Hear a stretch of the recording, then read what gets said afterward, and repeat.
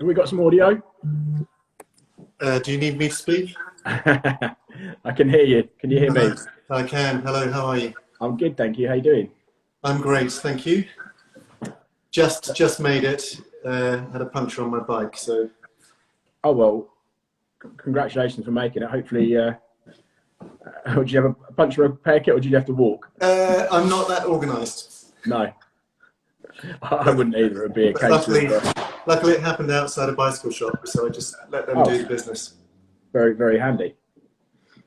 Well, thanks for taking the time today. It's much appreciated. Pleasure. I've got some scripted questions. Tom has sent his regards, but he's in Austria today. Oh, very nice. Is that a business or pleasure? It's a business trip. Okay. So, I was going to say the snow's kind of on its way out. I guess it's probably a bit late in the season for that. But yes, we're also never organised to coincide with a bit of skiing either. It's got to be done when you're out there. You always seem to be about within about an hour or two of mountains. Exactly. Yeah. From all the big cities, which it makes it quite an inviting place to live at some point. But we diverge. So, as I say, thanks for joining us today. It's much appreciated. Obviously, it's been 10 years since we collaborated as companies, yourselves, Pearson Lloyd, with us, Howe, on our SixE chair. So I think it was the thinking behind today was obviously it'd be a good time to talk. It's been 10 years, a decade since that launch of the product. So I think to start with, it's probably just worth finding out a little bit about, yourself and Pearson Lloyd as a whole. What's the history behind it, and how long have you guys been together designing, and have you got a little bit of background info for us? Yes, certainly. Well, it seems to be a sort of year of anniversaries actually, because sorry, that's a big car going outside. It's actually our 25th year in business this year. Tom and I met at the Royal College of Art doing our masters. I was doing furniture design, he was doing product design. For our undergraduates, we'd actually swapped. So I was doing product design and he was doing furniture. And we kind of met over a couple of beers in the workshop in the evenings and started really building a friendship and a shared interest around this sort of mixed world between service, product design and furniture. We were really interested in the way in which cultural differences inform design, the way in which people's natural, let's say, needs should be informing design, but maybe marketing had become rather powerful in that process. We're interested in trying to find new ways of developing product that got to the root and the heart of the matter. So not wanting to sound simplistic, but just trying to find a product that was natural. That if we got it right, our belief was it would last a long time. And that's not specific. It's not channeled just towards furniture. That was kind of. It was a global kind of interest, and since over the 25, and actually one night in a pub, when we were sort of hatching our plans before we set up the studio, we wrote on a sheet of A4 paper on both sides the kind of projects we'd like to do, from designing for airlines, because that's a very complex environment, to architectural projects, furniture, product, general mobility, healthcare. So really we just wanted to find out whether we had shared interests. And over the last 25 years, we've actually worked in most of those territories, which has been kind of amazing because we're not a huge studio. We tend to be on average around 15 people in the studio. Has it kind of been like a bit of a bucket list? Have you been slowly ticking off those areas? Not quite like that. I mean, there've been areas of interest, but there've been as many projects land in front of us that we would never have imagined. And we've looked at them and said, no, that would be interesting. Let's try that. We tend to try and ensure that even if the project at face value looks similar, we find a different way of looking at it.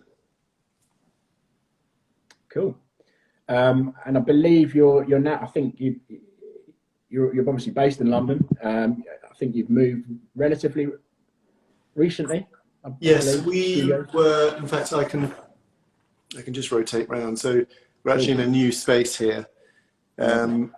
So we were very lucky that we decided a few years ago, about 15 years ago actually, we decided to buy a space, not rent, simply for the reason we didn't want landlords arriving, knocking on the door and saying, your rent has doubled, which had happened a few times. And as a young studio, that produces huge instability because suddenly, actually your rent and your wages are your big thing. Well, we didn't really have any wages because it was me and Tom and maybe one or two assistants. And so it was rent, but we always needed space because we had a lot of prototypes. So we realized very early that that could be quite dangerous in London, which was going crazy really in the 90s and early noughties. And so we bought a place and then almost immediately outgrew it because it wasn't very big, but we were lucky we bought in a good area. And we then started looking for a new space that really had the potential to build and make our own.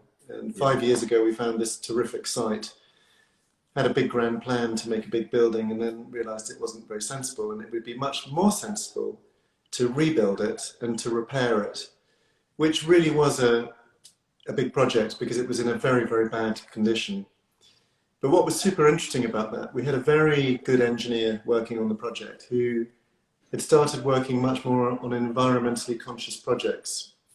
So by repairing the building, he worked out that we would use 65% less carbon and energy to build it.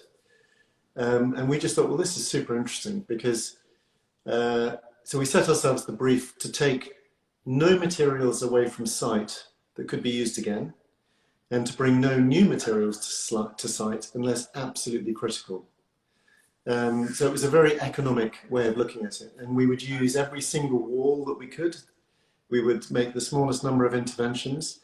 I mean, we still had to rebuild, 70% of it, but using the existing materials. So it was a very interesting project.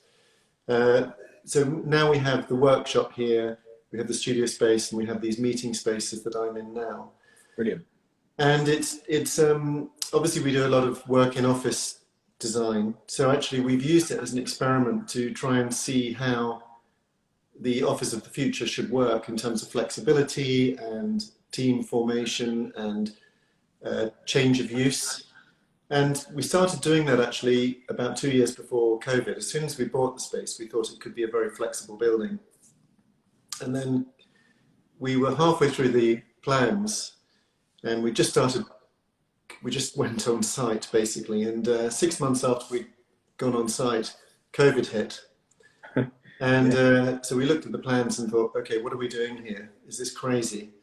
And realized actually that if we needed a much more agile, flexible, dynamic structure, it was probably going to be much more appropriate. So as the 6 months, the last 6 months of the build, we were slightly adjusting the plans, understanding the impact of COVID, with remote working, cloud-based computing, lots of Zoom and team calls, so different spaces with privacy. So it's been a very interesting time for us to move. Although tricky, it's kind of, the timings were worked in a way because, you might have changed how you would have done stuff into, it kind of probably gave you a push to maybe do things that you might not have thought of because of the changing times and what have you. It did. Well, that's very true. I mean, what was interesting is obviously we're, 50% of our work is in the office furniture sector. So all our clients were having conversations about change all the time and what are the catalysts for change. And it's ironic when we think back, 2.5 years now, we would begrudgingly do a Skype call with somebody. A lot of us hadn't even used Zoom or Teams or one of the other methods. There are obviously online whiteboards you can use now. They were there before. They just weren't being used very often. I think people just wanted, we were getting lazy. We had the face-to-face and cheap aviation tickets and everybody liked a nice meal in a foreign city. So we were beginning to look at this problem and say, well, actually, with rising fuel prices, we're going to have to embrace digital working in a more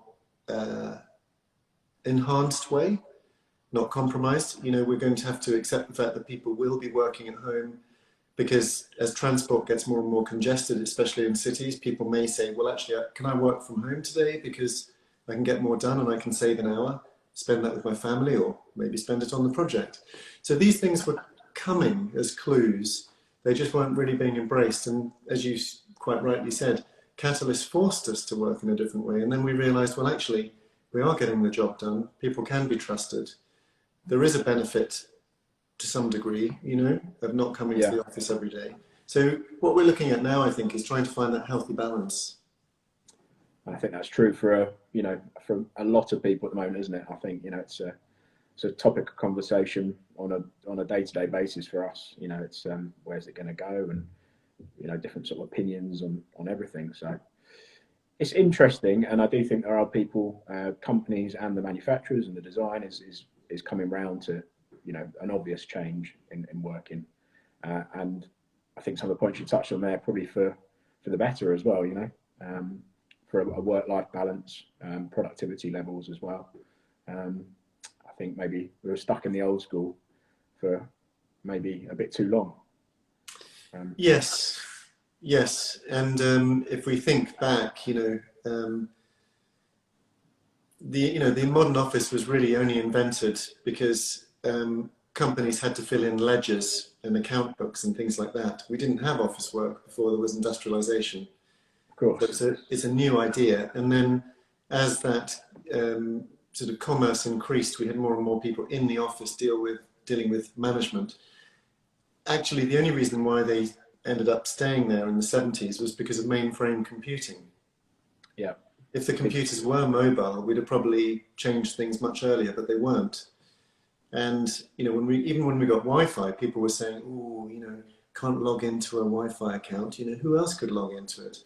And now we've got people logging on from Starbucks. So a lot of it is cultural. It's not actually technical. It's cultural change that we need to embrace and understand where the benefits lie. Absolutely. And where the opportunities lie. I completely agree. So we better get on to furniture. It's been 10 years, as I touched on, since obviously we launched the SixE design with you guys. What's your memory of it? You know, when we first started talking, you know, it was predates me. I've been at Howe now for going on 8 years. So it was something that when I joined the company, it was a product that was already in place. I mean, it's developed since, like a lot of our products do, you know, for the requirements and the needs within the market. But the original kind of design was already in place. So how do you remember the project from the beginning? Well, it was a very simple project in a sort of simplistic way. You know, they wanted a stacking chair, and they wanted a one-piece stacking chair in plastic. So a lot of people would think, okay, that's relatively simple. But the challenge was fantastic, because what they said was, we don't want to put any glass fibre into the plastic. So we need to make it strong enough so it has no glass fibre, so we can recycle the material and it can be recycled multiple times. As soon as you put glass fibre into it, it goes into a sort of different layer of material quality. People don't want to use it in the same way. Now, this was a very interesting challenge for us, because most plastic chairs, really, 10 years ago, people didn't have very much knowledge. It was a relatively new industry. They're ubiquitous now, but 10 years ago, they weren't ubiquitous, really. And so people put glass fibre in just to guarantee that they'd be strong enough. Yeah. And I've always been fascinated with structure. And so we thought, well, this is a super interesting challenge. How can we get a chair to be very minimal in its material usage, but take out the glass fibre and still get the comfort? Because we knew structurally that the form of a chair isn't great for the bending. So when you take out the glass fibre, you've got an L shape. When you put pressure on the back, it wants to open the L. That's not really great for plastic. So we thought, well, how do we deal with this? So the very soft curvilinear form is actually, if we all know what a Pringle is, but the shape of a Pringle is quite rigid because it has these double curves. If you made that Pringle flat, it would, you know, if you pinch it, it's quite strong. It's a bit like an egg. An egg is incredibly strong, but as soon as you break the egg, the individual pieces are very, very weak. So it's the unity of the curved surface that makes it strong, which is something I'd always been very, very interested in. And so we thought, well, let's see how curved we can make it to reduce the amount of material. And so what we did is we produced this very curved form, which was also intrinsically designed to fit the human body. And then the third component of that, which was very complicated, was that Howe, obviously with the 14.4, you've got this history of having probably the best stacking chair in the world. You've certainly started it. You said it. You know? It's definitely the original, and we'd like to say the best. Well, it's the original. I think in terms of quality, comfort, and appearance, it's right at the top. It's one of the few chairs that comes in wood and plastic, can be fully upholstered. So it's got so that was another component to the brief, was Howe wanted us to have a rich scope to the product, but they also wanted it to stack very efficiently. And to be frank, the sort of curvilinear form was slightly at odds to getting it to stack well. Yeah. So that was the challenge, and we didn't quite know that we were going to do this pure curvilinear form, and we didn't quite know what the challenges would be when we started it, but we knew it was going to be complicated. So my memories of the project were Howe being incredibly patient to us, making another prototype, changing the design, checking how much material we're going to use, changing the design again, then building a prototype. And of course, because you have such a strong heritage and comfort, because you've got these 14.4 chairs, going into churches or huge auditoriums with literally hundreds, if not thousands of people sitting on them for hours at a time. Comfort was very, very high on your list. So we had a very rich dialogue with Howe in terms of getting this chair to be very good to stack, as light as possible, and super comfortable. And then we also we knew quite a lot about polypropylene. Polypropylene is a great material because you can recycle it again and again. One of the problems with polypropylene is it produces static electricity. So we'll all have seen chairs where they've got a sort of black, dusty coating on them. Particularly the lighter colours, obviously. The lighter colours on the back of the chair. On the front of the chair, your clothes basically polish it off. Yeah. But on the back of the chair, they can often get dirty, sooty looking, especially in cities. So we were looking at this and trying to wonder if we could change this problem, because often people will throw the chairs away because they eventually get dirtier and dirtier. The chair is still perfect functionally, but people are buying new ones because it looks dirty. So we actually, you'll just have to excuse me. I'm going to go and run and get something, which is quite interesting. Sure. Yeah, absolutely.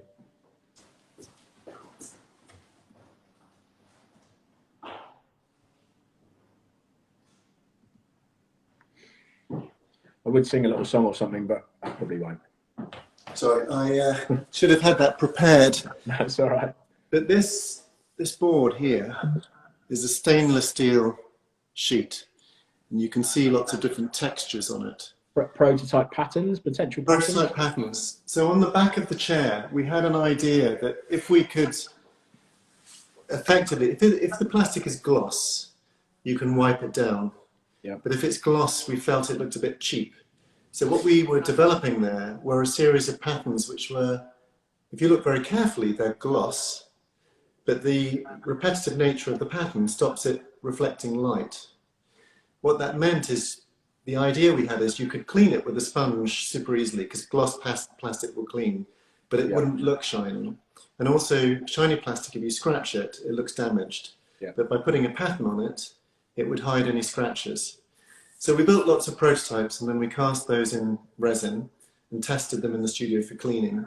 And the pattern on the back of the chair was the pattern that solved the problems best. So 10 years ago, to put a pattern on a chair like that was very complicated. And we thought we basically thought you wouldn't spend the money. Yeah. And when we showed them the pattern and we showed them how it worked, they said, okay, we'll do it. And so, that was very exciting for us, because it's a very small innovation, but actually it's quite important.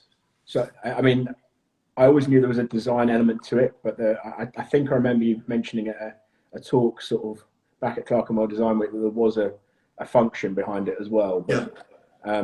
No, it's very interesting, and I can definitely picture myself walking in somewhere where back of white chairs have, picked up that sort of dust and dirt over time. So it's great to know that there's a proper reason behind it. It also looks very nice as well, I think. Well, and that was, that's one of the things that, so for us, when we first started working from Howe, we were, I guess our understanding or impression of the brand was they're very simple products that work very well, but with a great care and attention to the details. So the details that you have on your products are simply intrinsically sensible.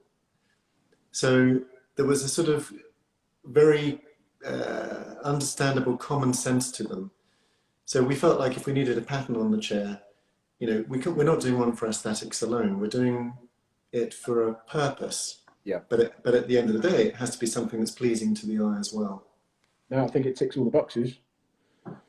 So that's they're kind of my memories. It was it was fun, it was challenging, and there was. You said you made how were patient. Did you make more prototypes than you would in your normal design process? Was it? Well, we do have some very challenging clients, and I think most of our clients choose us because we tend to produce quite refined design. You can see that a lot of time has been put into it. But yes, definitely Howe were very patient, and sometimes they were asking for new prototypes for different reasons. For example, the steel leg works in a very particular way. It actually supports the shell. That wasn't something we suggested, it was something they suggested. They said, well, we agree with you that the shape is right and the comfort is right, but it's not strong enough. We also don't want to add plastic. So we're thinking we could use the steel shell to put the steel frame to put a bit of pressure on the shell. I didn't really like the idea, but when they showed me how it worked, I just thought, well, that's excellent, because that's really easy. Solves a problem, and obviously it's always hidden away as well, isn't it? Exactly. So it was really nice. We had good engineers working on the project. They were really open to collaborative dialogue, and we made a lot of prototypes. I think with any good product, I think it's necessary, isn't it, to really channel down and find the best result at the end of it all.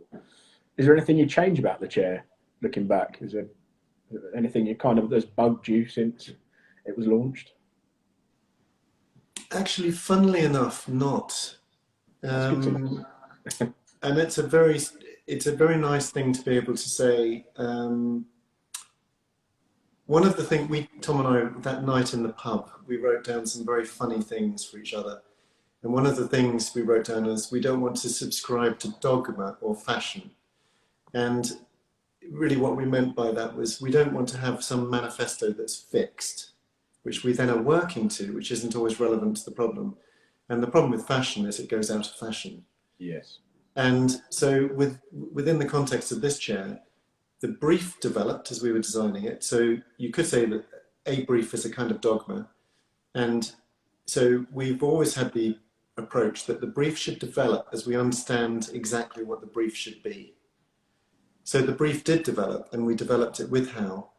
And we were very clear that the aesthetics of the chair were really driven by trying to find natural forms that were good to mold, that were super comfortable, that used the minimum amount of material. And I think there's something, there's something right about it visually because of that.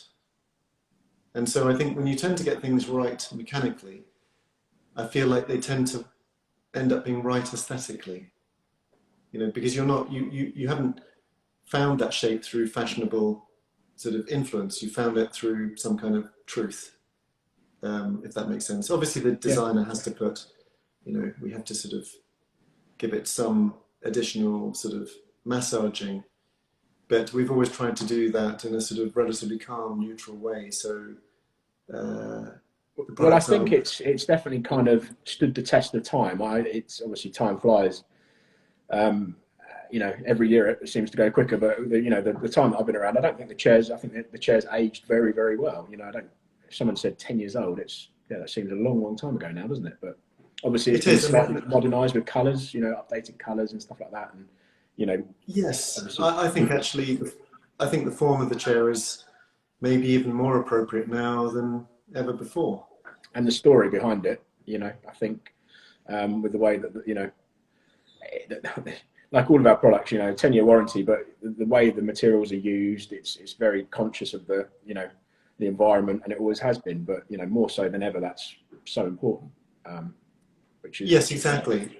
And even, so, an example of that was Howe wanted to paint the legs.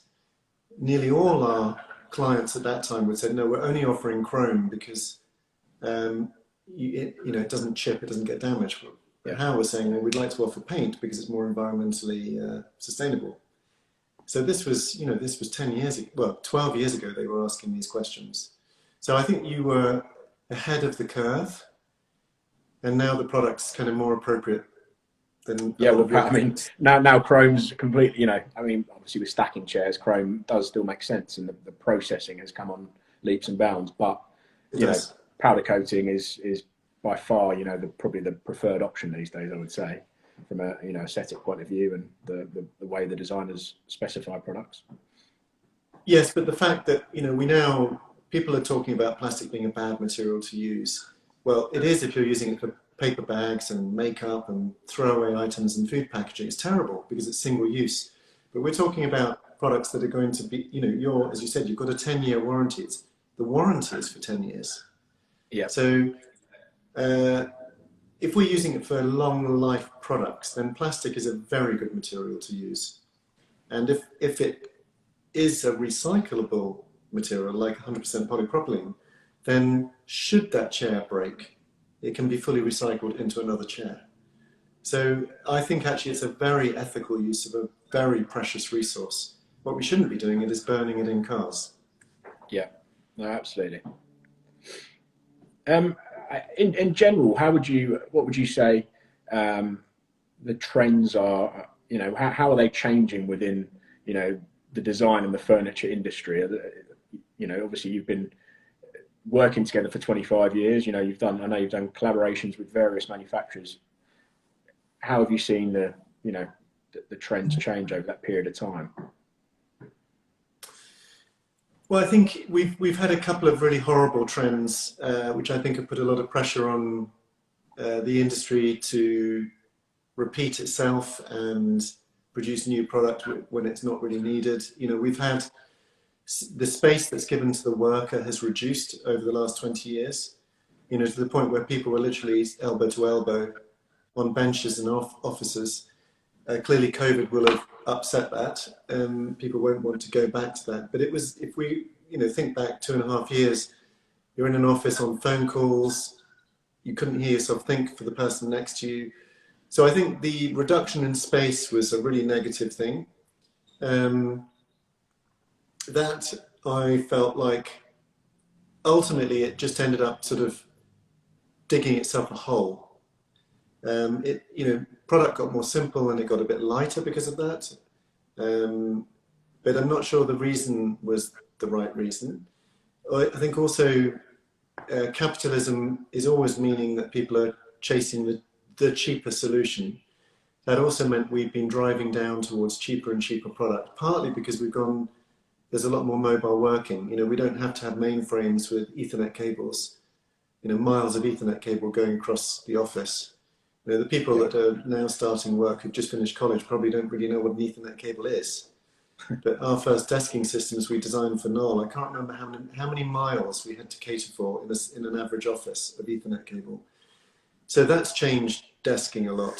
So agility and lightness have come out of that, not always for the right reason, but I think the agility is something very positive because the old offices were very fixed in their format. Well, humans, if you change your team or the project changes, why should the team structure and where you work be the same?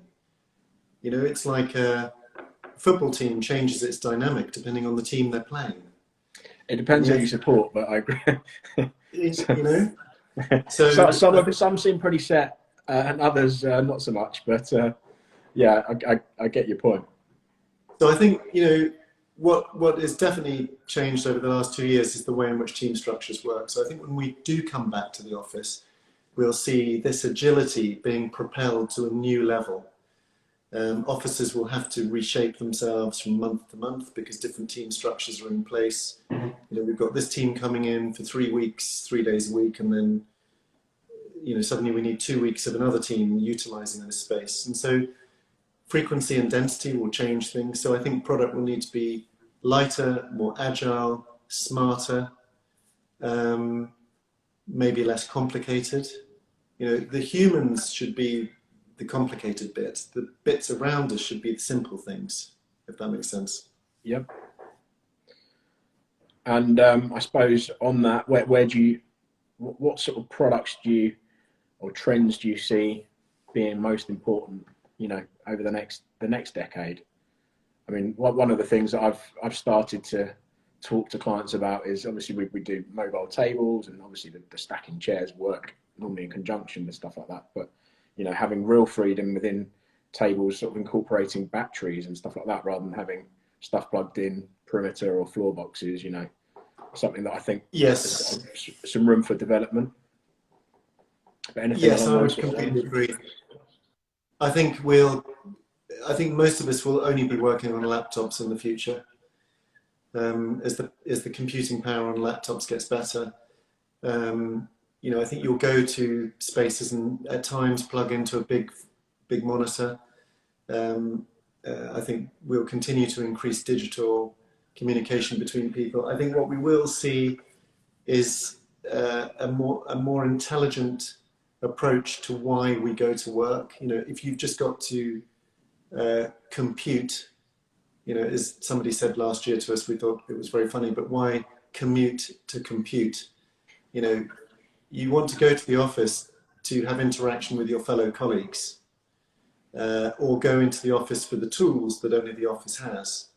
I think we were all going to work because that's where you went to do work. But now that we've got mobile computing and cloud-based computing, I think it shakes that whole thing up. So I think as a result of that, it'll change how we view the contents of the office. Meeting spaces will be even more important. What's in those meeting spaces will be more important.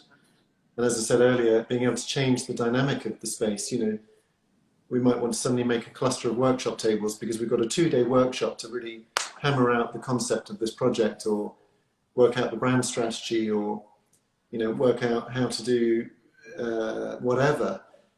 So does it kind of worry you though? I mean, from my perspective, obviously selling mainly office furniture, not obviously tied down to just workplace stuff. Obviously, lots of education projects within that sort of mix that we do. But in terms of for me, if there's not the high number of people coming in, suddenly I start to worry and go, well, they're not going to need the high number of furniture that they used to buy. It's more design-led, focused furniture that can, as you say, I mean, obviously we do lots of flexible furniture, which is good, can be relocated, removed, put in, configured in different ways very easily. However, the big auditorium spaces, or the things where there'll be a requirement for big numbers, I'm suddenly going, oh, maybe that's not going to be required anymore. Is that a worry for you as a furniture designer? Well, I think there will be a reduction, but I think if we were not wanting to sound funny about it, but if we think about it, there are still the same number of bums needing the same number of seats in the world. Yeah. They're just in slightly different places. Yeah. They're in slightly different places.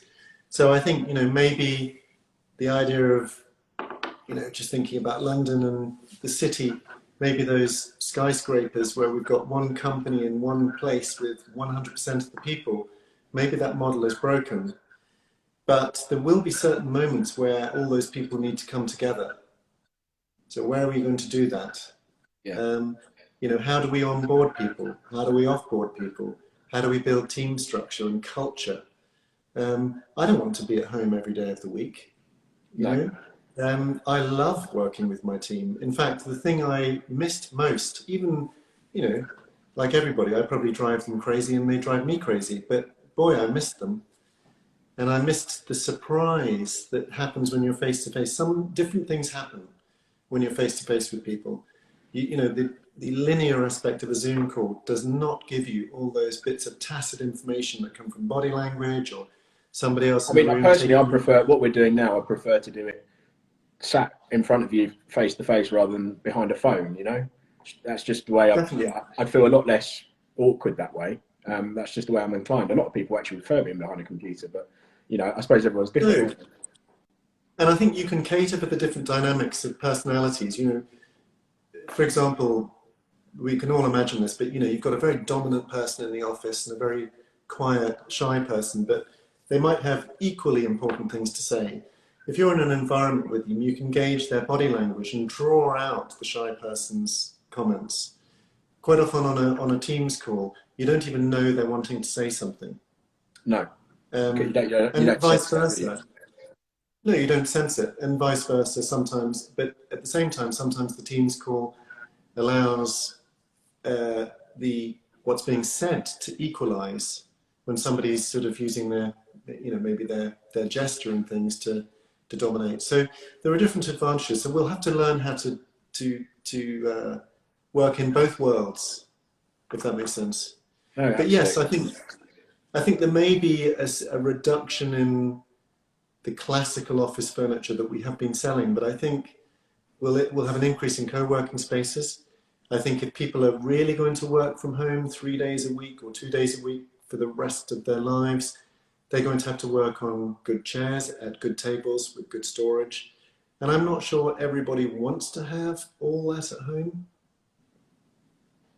So, you know, I'm very lucky. I've got enough space, but I don't really want an office type space at home. No. I want somewhere to go and work. I quite like having office space at work so I can escape work when I go home.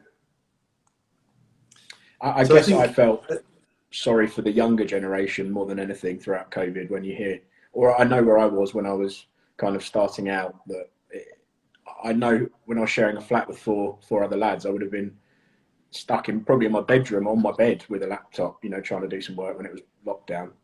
So for certain people, I get, oh yeah, working at home's fine. Well, it is if you've got the, you know, the space and you can take yourself away. But you know, everyone's in a different sort of set of circumstances, aren't they? So definitely. And you know, where do you find your first or your last girlfriend or boyfriend? You often find them at work.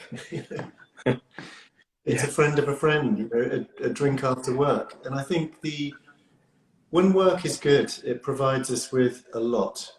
And, you know, it's somewhere to go, somewhere to be different than how you are at home with your family. However much you love your kids, it's a chance to be away from your kids. It's a chance to flex different intellectual muscles and form different friendships. So I think work is an incredibly important part of people's lives. So I think we have a chance to make work really good and what it should have been. So I see this as a kind of a dawn of a new era where we can reshape the office and make it something really exciting. So a glass half full. I really like the positivity there. It's making me feel good about work again after a few rubbishy years. But there we go. Look, I don't want to take up too much of your time. I've got a couple of super quick questions to wrap up our little talk. What do flexibility and functionality mean to you? Flexibility for me has to be what you naturally need. We've always been real advocates of trying to find natural behavior. Quite often designers will design something and then tell you it's right for you. And then people kind of adapt to it. I think we need to always look at the human and say, what is the natural behavior? And then we try and design for that natural behavior. So that maybe answers the first question. It's natural adaptability. Functionality, I think, is intrinsically linked to that, to your second question. Again, it's what you need.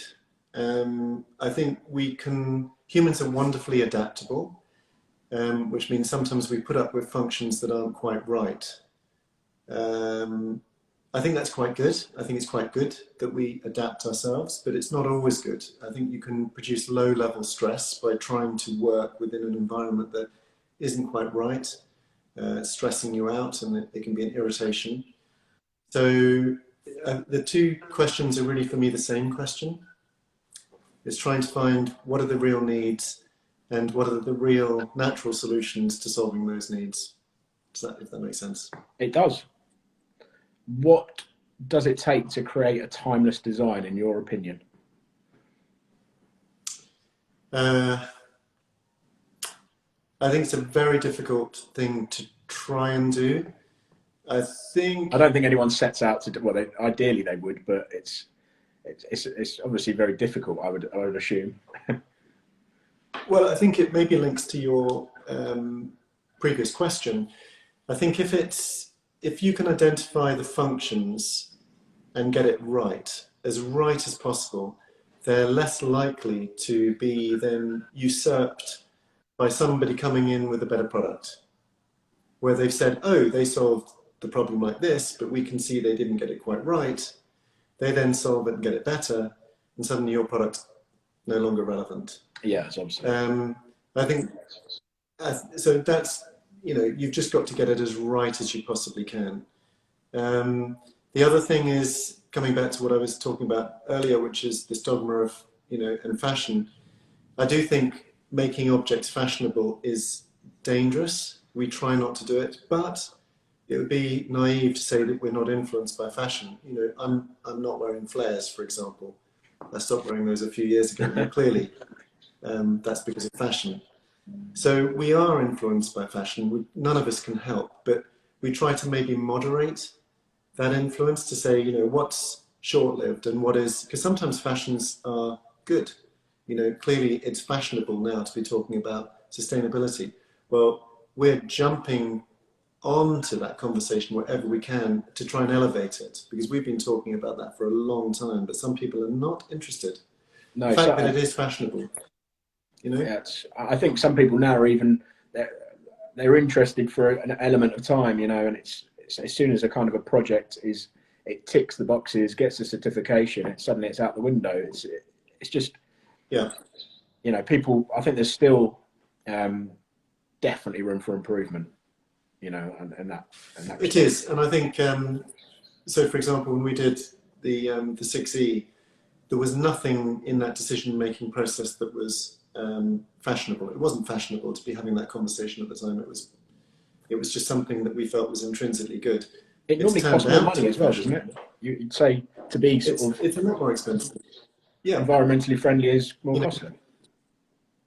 Yes, it is. But that's because in the 1950s, when we developed a throwaway culture, it was about making money for businesses. It wasn't about producing sustainable product. Yeah. Well, throwaway product is cheap. It's just a disaster in every single direction. So we've got to change the culture of purchasing as well and say, there may be a price to pay for this. But if you're offering a 10-year warranty, it's going to end up being cheaper in the long run. Of course. And finally, how furniture and design can move people in better directions? Or how can furniture and design move people in better directions? I think we've probably covered that, but maybe from different angles. I mean, people always say to me, don't you have enough chairs in the world? And I'm always saying, yes, plenty. But there's always going to be a job, because chairs do break, they do wear out. But also, as we discover more about ergonomic performance or work styles change, then we're going to need to produce better product for people. And that is just a fact of life. Nothing is quite perfect, and there is always a chance to make it slightly better. So things will intrinsically change. I think what designers have to do is start asking questions which are more honest about why you're doing the project. They have to push companies harder in terms of making things more sustainable, more comfortable, longer lasting. So this is what we can do as designers. Companies can also embrace this and make it a systemic part of their marketing. So when people go to those companies to buy product, they know they're buying something that's got a better core set of values built into it. That has not been embraced by the broader sort of volume of the industry. So there's a lot of work to be done to produce product And the fact is, a lot of product that's being sold is not very good. It's not sustainable. It's using bad materials. We should stop selling it, and we should replace it by much, much better product. Or the thing is, it has to be stopped. It's the people have to stop buying it more than, you know. Yes. If you already own it, then use it until it's worn out. But that has to come through education. So I think, first part of your question, what I've got to say is the first job is to educate people. You know, what are the issues? And then I think the design will then follow. I think that's a very, very good point. And what would you say the next 25 years hold for Pearson Lloyd? More of the same? Well, goodness me. I think we're interested in stretching the envelope a bit more. You know, when we first started working, we were just delighted as young designers. I mean, really delighted to have somebody call us up and say, could you do a project for us? You know, we were flattered and honoured, and we didn't have the wisdom to look at a brief and know that it was wrong. Does the original pub still exist? Humble. Sorry? Does the original pub still exist? Is it still there, where you wrote down your... It is, and we still spend a disproportionate amount of time talking about problems. Good to know. But I think what we do now as a consultancy, you know, is consult. You know, we talk to clients about why they're wanting to do the project in the first place. So these days, really, we build briefs before we even do any design work. In the old days, I think we did design work based on other people's briefs, and now we build briefs. So we look at the market, we look at the problems, and sometimes we say, well, we don't really think you should be doing that project at all. We think you should be doing this project. And that's super exciting, you know, to have clients that are engaging with us on business strategy, because that's where you really make the big changes. Yes.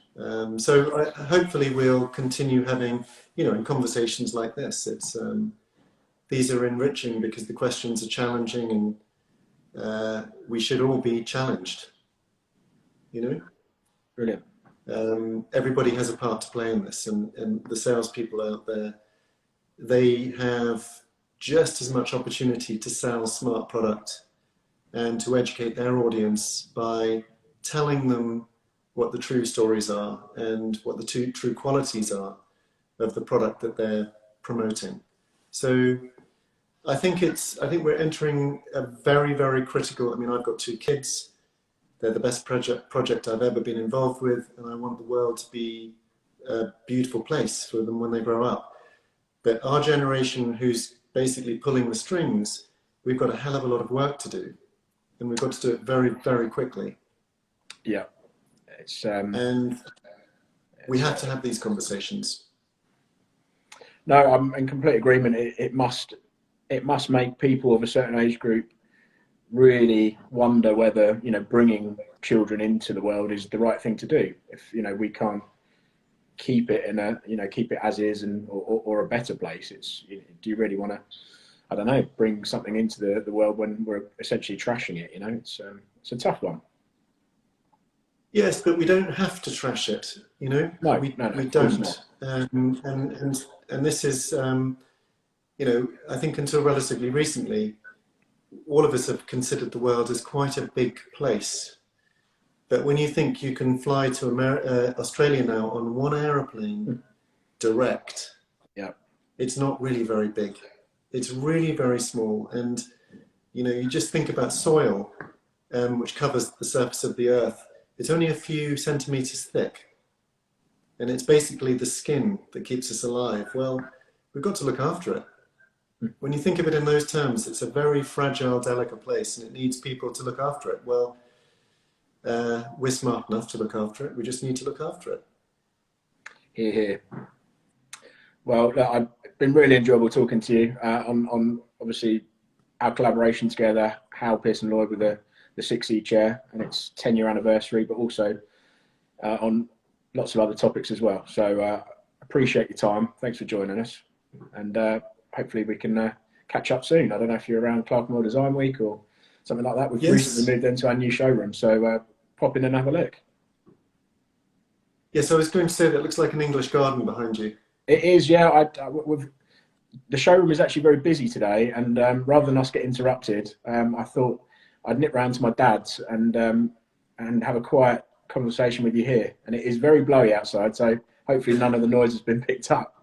I mean, I'm kind of looking at trees, just sort of, are they going to stay there? But yeah, it's English weather for sure. Yes, indeed. Yeah. Brilliant. Okay. Well, thank you very much. It's much appreciated, and hopefully catch up soon. Pleasure. Cheers then. Okay. Thank you, everybody. Thank you for coming. Bye.